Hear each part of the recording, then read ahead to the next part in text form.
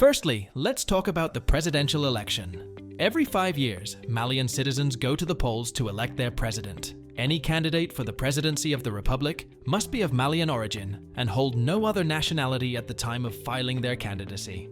They must enjoy all their civil and political rights, be of good moral character, and of high integrity. Candidates must be at least 35 years old and no more than 75 years old at the time of filing their candidacy, and must be able to perform the duties. In the first round, several candidates compete, and the president is elected by an absolute majority of the votes cast. If no candidate receives more than 50% of the vote, the top 2 candidates face off in a second round, which takes place on the third Sunday following the proclamation of the first round results by the Constitutional Court. This ensures that the president is elected with a majority mandate.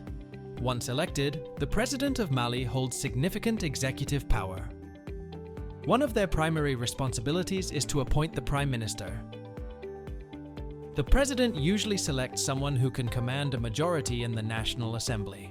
The Prime Minister leads the government and oversees its day-to-day operations. Now let's move on to the legislative elections.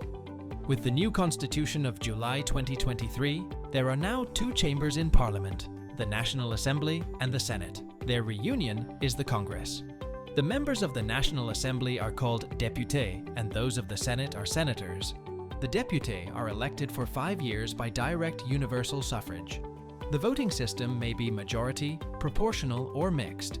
As for the senators, 3/4 of the Senate's members are elected by indirect universal suffrage to represent local authorities, and 1/4 is appointed to represent traditional authorities and legitimacy, Malians living abroad, and personalities who have honored the service of the nation.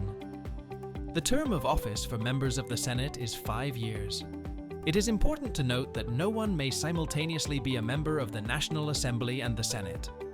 Members of Parliament play a crucial role in shaping Malian law. They debate and vote on proposed legislation, ensuring that the government's policies reflect the will of the people.